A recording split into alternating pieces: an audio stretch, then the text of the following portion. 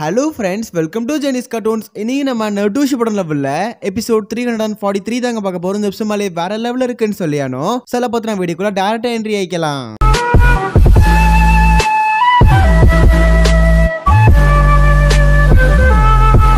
கதையோட ஸ்டார்டிங் சீன்ல போன எபிசோட்ல நம்ம நைன் டேல்ஸ் வந்து நம்ம நருட்டோ மேல நம்பிக்கை வச்சு அவனுக்கிட்ட எல்லா பவர்ஸையும் தூக்கி கொடுத்துருக்கோம். நம்மளும் பவர்ஸை பூரா எடுத்துட்டு போய் டோபியை ஒத்தே அடி அடிச்சிருப்பான். பட் அந்த இடத்துல ஒன்னும் ஆயிருக்காது. நான் எப்பவும் போலதான் டோபியாலாம் எஸ்கேப் ஆயிட்டான். அண்ட் இந்த இடத்துல மைட்டிகா இதை நினைச்சு வருத்தப்பட அண்ட் கக்காஷி வேற நினைச்சு வருத்தப்படுத்திக்கிட்டு இருப்பான். ஏன்னா இது அவனா இருக்க வாய்ப்பே இல்லைங்கிற மாதிரி அவனும் ஒரு யோசனையிலே இருப்பான். அண்ட் என்னதான் மைட்டிகா கக்காஷியை கூப்பிட்டாலும் அவன் கண்டுக்கிற மாதிரியே தெரியல. அவனோட பழசை உணவு வந்து ஞாபகப்படுத்தி பார்த்துக்கிட்டு இருப்பான்.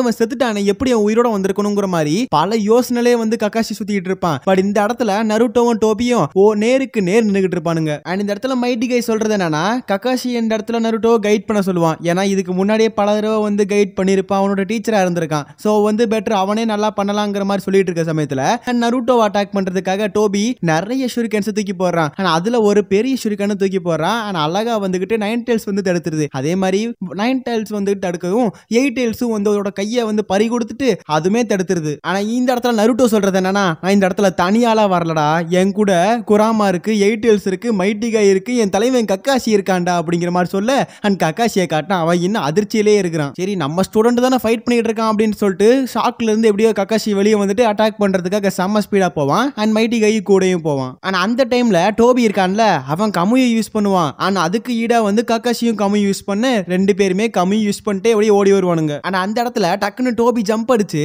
அவன் சுழல் மாதிரி அவன் கண்ணுல இருந்து பண்ணுவான்ல, ஆனா அதுல இருந்து திடீர்னு சங்கிலி மாதிரி சில விஷயங்களை தூக்கி எறிவான். ஆனா அது டக்குன்னு போய் எயிட் டேல்ஸ் வந்து லாக் அடிச்சிடும். அண்ட் எயிட் டேல்ஸோட சக்கராவை உறிஞ்செடுக்க ஆரம்பிச்சிடும். அண்ட் இந்த இடத்துல எயிட் டேல்ஸ் சொல்றது என்னன்னா, நருட்டோ இதை மட்டும் தொற்றாதா, இல்லனா மத்த ஜிஞ்சுரிக்கீஸ் அதாவது மத்த டெய்ல்டு பீஸ்ட் மாதிரி நம்மளும் போய் அதுல மாட்டிக்கும் அப்படிங்கிற மாதிரி ஒரு அவேர்னஸ் கொடுக்கும். அண்ட் இந்த இடத்துல நருட்டோ வந்துகிட்டு திரும்ப வந்து ரஷ்யன் சுரிக்கன் எடுத்து அடிக்கலாம்னு ட்ரை பண்ணுவான். ஆனா அதே மாதிரி எடுத்துட்டு போவான். பட் இந்த இடத்துல போன தடவை ஒர்க் ஆன மாதிரி இந்த இடத்துல ஒர்க் ஆகாது. அண்ட் அதே சமயத்துல கக்காஷியும் கமு யூஸ் பண்ணுவான். பட் வந்து இந்த இடத்துல டோபி கரெக்டா பிளான் பண்ணி நம்ம நருட்டோ முன்னாடி அடிச்சிருவோம். பட் அது க்ளோன்னால டக்குன்னு வந்து காலி ஆயிரும். அண்ட் அந்த டைம்ல நம்ம கக்காஷி கீழே விழுந்துருவான். அண்ட் விழுந்தது மேட்டர் கிடையாது. திடீர்னு டோபி பின்னாடி நம்ம நருட்டோ இருக்கான்ல, அவன் சக்கராவை எடுத்துட்டு அடிக்க வரான். ஆனா டக்குன்னு வந்து அவன் உடம்ப வந்து வேற டைமென்ஷனுக்கு மாத்திடுறான். பட் இதுல என்ன ட்விஸ்ட் அப்படின்னா, அவன் வேற டைமென்ஷனுக்கு போயிருப்பான்ல, அங்க போய் பார்த்தா நம்ம நருட்டோ ரசயங்கன் எடுத்துட்டு ரெடி அனுப்பான். இது எப்பறம் நடந்துச்சுன்னு சொல்லி கேட்கிறப்ப நம்மால் வந்து கக்காஷி கமு யூஸ் பண்ணான்னு சொன்னேன்ல, அது வந்து ரசயங்கனை வந்து உள்ள தள்ளுறதுக்கு இல்ல, மொத்த நருட்டோவையும் அவன் வேற டைம் ஸ்பேஸுக்கு மாத்தி விட்டுட்டான். ஆனா அதுக்கப்புறம் என்ன,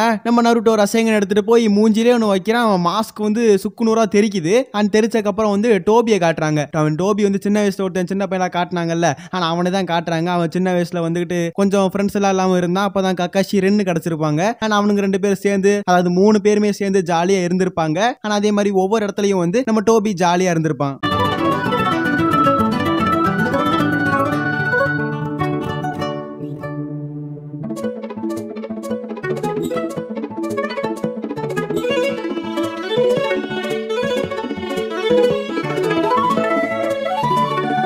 துணின் எக்ஸாம் டைம்லாம் பாக்குறப்ப வந்துகிட்டு நம்ம ஒபிட்டோ வந்துட்டு நம்ம மைட்டிகை கிட்ட தோத்து போயிருவான். பட் அதே மைட்டிகை வந்துகிட்டு கக்காஷி கிட்ட தோத்து போயிருவான். அந்த டைம்ல ரென் வந்து ரொம்ப சந்தோஷமா இருக்கும்.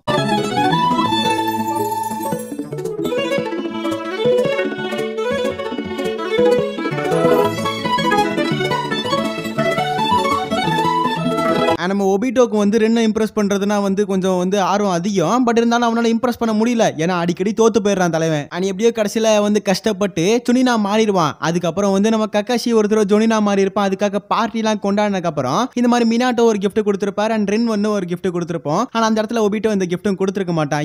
ஏன்னா எல்லா இடத்துலயுமே கக்காஷி பெர்ஃபெக்ட்டா இருக்கனால அதை பார்த்துட்டு லைட்டா நம்ம ஒபிட்டோக்கு போறாம. ஆனா அதுக்கப்புறம் ஒரு மிஷன்ல கூட வந்துகிட்டு ரென்னை கடத்திடுவானுங்க. ஆனா அந்த மிஷன்ல வந்துகிட்டு நம்ம கக்காஷி வந்து ஈடுபட மாட்டான். அதாவது ரென்னை காப்பாத்துறதுக்கு ஈடுபட மாட்டான். ஏன்னா வந்துகிட்டு இதுக்கு முன்னாடி அவங்க அப்பா அவமானப்பட்ட மாதிரி இந்த இடத்துல அவன் பட விரும்பல. ஆனா அதுக்காக வந்து ஒபிட்டோ சும்மா இல்ல, அவன் வந்து அந்த இடத்துல காப்பாத்த போயிருப்பான்.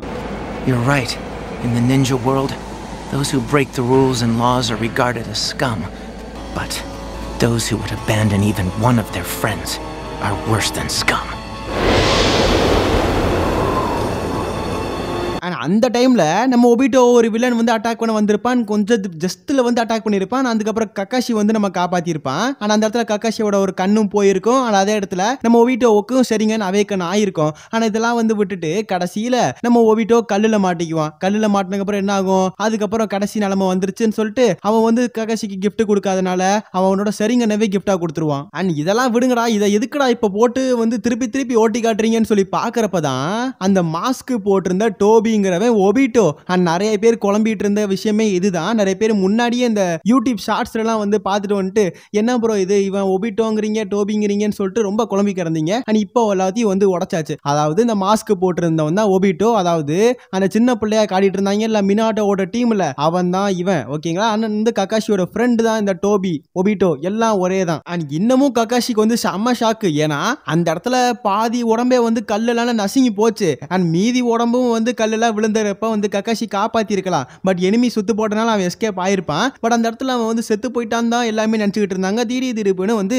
இப்ப உயிரோட நின்றுகிட்டு இருக்கான். அண்ட் கக்காஷி கேட்கறது என்னன்னா, இந்த மாதிரி நீ உயிரோட இருந்தீனா ஏன் எங்களை பார்க்க வராம நீ வந்துட்டு போயிட்டங்கிற மாதிரி கேட்பான். ஆனா அதுக்கு வந்து அதாவது ஒபிட்டோ என்ன சொல்லுவான் அப்படின்னா, இந்த மாதிரி நான் உன்கிட்ட ஒரு ப்ராமிஸ் பண்ணி கொடுத்திருந்தேன், அதாவது என்னை இன்னும் காப்பாற்ற சொல்லியிருந்தேன், பட் இந்த இடத்துல நீ காப்பாத்தாம விட்டுட்ட அப்படின்ற மாதிரி வந்து ஒபிட்டோ கோவமா இருப்பான். ஆனா அதுதான் வந்து அவனை வில்லத்தனமா மாத்தினதுக்கான ஒரு காரணமும் கூட. ஆனா அதுக்கப்புறம் ஒரு முக்கியமான விஷயம், எப்படி வந்துகிட்டு கக்காஷியோட டைம் லைனும் அப்புறம் வந்துகிட்டு இந்த ஒபிட்டோவோட டைம் லைனும் லிங்க் ஆயிருக்கு அப்படின்னா, ஏன்னா இப்ப கக்காஷி யூஸ் பண்ணிட்டு இருக்கதே வந்து ஒபிட்டோவோட கண்ணு தான். அதனாலதான் ரெண்டு பேத்தோட டைம் லைனும் ஒன்னா மிக்ஸ் ஆயிருக்கு. ஆனா அதுக்கப்புறம் வந்துகிட்டு அட்டாக் பண்ணலாம் நருட்டோ கிளம்புறான், மைட்டி காய் கிளம்புறான். பட் கக்காஷி மட்டும் கிளம்பவே மாட்டான், இன்னும் வந்து ஷாக்லயே இருக்கிறான். ஆனா அதே சமயத்துல இந்த இடத்துல ஒபிட்டோ வந்து சாவுங்கடான்னு சொல்லி ஃபயர் ஸ்டைல போடுவான். பட் நருட்டோ வந்து அப்படியே காப்பாத்திடுவான். அவ்வளவுதான்டா, இவனை மட்டும் முடிச்சா போதுன்னு நினைச்சுக்கிட்டு இருக்கப்ப டம்முன்னு ஒரு சத்தம் கேக்குது. Looks like you're having fun over here, Obito.